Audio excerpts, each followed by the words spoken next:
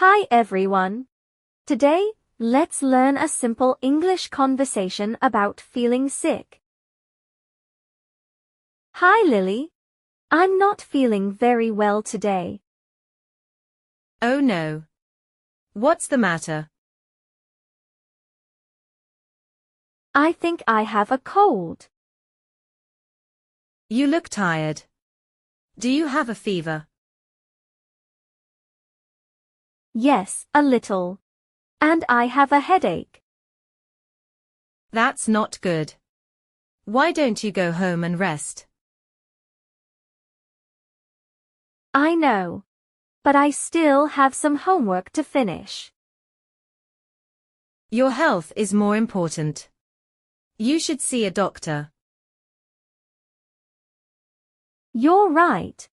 I'll go home after this. Good idea. Get some rest and drink warm water. Thank you, Lily. You're so kind.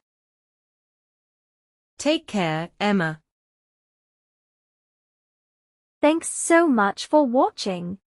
Don't forget to like, subscribe, and share if you enjoyed it. See you in the next lesson.